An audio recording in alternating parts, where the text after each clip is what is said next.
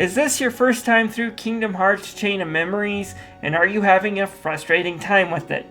I want to say there are many things that trip new players up when it comes to Kingdom Hearts Chain of Memories, making this really flexible and easy Kingdom Hearts game seem like a frustrating nightmare. Trust me, the first time through this game was a mess for me. I made mistakes like not organizing my deck, or like, hey, this technique or summon was really good in Kingdom Hearts. It should be a necessary improvement to my deck when it wasn't. However, when I played it again, things clicked. I understood how the world worked and was able to understand the game despite its crappy tutorial and the way it's all constructed. Here are some mistakes people make and how to get past them. And these are the basics you need to remember for Chain of Memories. I'm going to put 7 mistakes people make. Mistake number 1, not realizing it's actually a turn-based game. Mr. Tommy, are you daft? This is what a turn-based game looks like. This is an action game. Can't you tell the difference? Yes, I can. Remember, the original Chain of Memories was done on the Game Boy Advance, and while it was a powerful 2D console, to do all the effects Square Enix wanted to do on the small system, they had to go one turn at a time, hence the card system.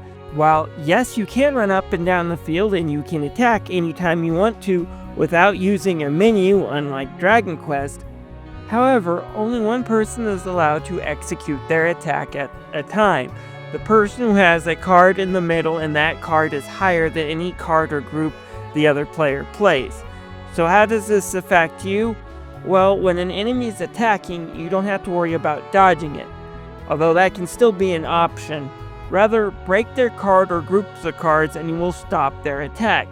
The 0 cards will always stop enemy attacks, even large number slights. Once you understand how the card system affects turns and attacks, this game becomes super easy. Second mistake that I want to say is this is not Yu-Gi-Oh! Or Mega Man Battle Network. Now, we've all seen the memes of Sora summoning Blue Eyes White Dragon, or finding out that Yami Yugi is a member of the organization. But this isn't Yu-Gi-Oh! Or Mega Man. So what do I mean? Well, yes, figuring out a good deck and strategy is something to do in Yu-Gi-Oh! That is part of this game as well. In Yu-Gi-Oh! Or Mega Man Battle Network, you don't really care about the order of the cards, because in Yu-Gi-Oh! And Mega Man, the cards are shuffled at the beginning of the battle. Not in Chain of Memories. Here, your deck orders matters, because that's the order you're going to be scrolling through looking for a card. So keep your deck organized, and I should note that this game doesn't help you much in that area. The remake does let you close gaps and move cards around easier, but not by much. So spend some time in that menu figuring out what order you want your cards and what you want your deck to look like.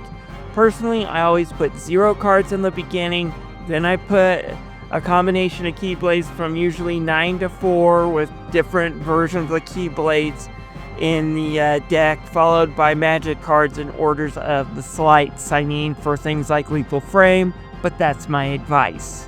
Third, not understanding how the floor number in world cards works.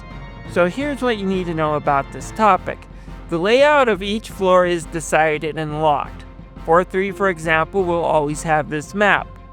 What the world map card does is give the world paint. It decides what Heartless shows up, what boss, what sites, and new cards you're able to unlock by beating it. Knowing what you get out of a world and what bosses show up can be a helpful way of figuring out a good way through the game. For example, I do recommend Olympus Coliseum first for Blizzard Raid and Cloud. Then Halloween Town for Oogie Boogie to be your second stage, because you'll have time to earn some more high-numbered Keyblade cards, which will make Oogie Boogie's battle a cinch, and Oogie Boogie comes with a really great regen spell, so a very handy card to have up front. Fourth, not experimenting with new slights. Testing and using new slights should be a priority. Every time you get a new slight, try building a deck where you can use it. And then, once you see what it does, you can run away from battle and see if you want to find a way to incorporate it in your main deck. Yes, Cloud's Omni Slash does decent damage, so does Sonic Blades, but these are kids' toy compared to the likes of Tornado, Lethal Frame, and Mega Flare, so make sure you're constantly adding new stuff as your list of slights grow. 5th, not understanding how the rune card system works. So here's basically how rune cards work. A red rune will affect the amount of Heartless in the cards they lay down. A feeble darkness will have the cards the Heartless can lay down decrease by 2, while Heaming Darkness will have them pop up all over the room. This is great if you're grinding, plus it's a large room, filled with a lot of extra Moogle points and cards for Sora to snag. Green cards, which I would argue could be the worst, depending on the deck you're building, will affect Sora's cards. With the exception of Meeting Grounds, which generate more Donald and Goofy card drops, they will do things like increase Sora's attack when he attacks first, the value of Sora's attack, magic, or item cards. Then finally the blue ones, which are the most valuable. The treasure chest card should be used once every floor to either earn a new card or a new slight. I should also add in as bonus, after your first fight with Larxene, you will earn these key to reward cards. Each floor has a key to reward room, and you can earn some rare cards like Mushu card and Hollow Bastion, which you can use for the really powerful move Mega Flare. Also, don't worry about the fact that runes reset when you leave the floor.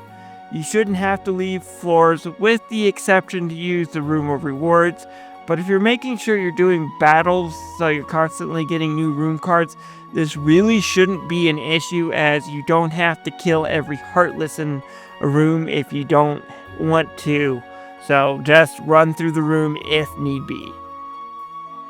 6th, it worked in the last game, so I'm putting it in my deck. You may not have had much use for Sonic Blade in the original Kingdom Hearts, especially if you played the original PS2 version, but in Chain of Memory, it's probably one of the best basic slights you can get used. Meanwhile, Tinkerbell was a great summon in the original game. She was like your 4th party member, helping you through some of the more tougher fights during the ending of the game. Here, she's useless, because again, this is a turn-based game, so you can't attack while your card is on the field, as it slowly recovers life until the enemy boss breaks her, ending her cure spell. You're better off using a Kiraga, which is really quick and fast, than depending on Tinkerbell. Finally, 7. Not understanding premium cards. Want to enhance or completely destroy your deck? Then premium rooms will help you do both, especially if you don't understand how they work. So what are premium cards? Well, premium cards, unlike original cards, cost less to put in your deck. However, they will go away after one time, whether or not you use them in the slide or not. It's great for magic spells where the card will go in front of a slide all the time, because a premium card will cost less than a regular card. So put it in those cards that you're going to be using for slides all the time. However, if you're using these cards by themselves, you're going to end up screwing yourself up. So say you place all your cure cards with premium cards, you can easily get yourself screwed over when all your cure cards disappear after one use. So be careful with these. Anyways, this is my guide for new players. Let me know what you think, and let me know if you want a more in-depth guide, because I've created one in the past and I would love to do it again. Let me know your interest, folks. In the meantime, leave a like if this video was any help. Bye!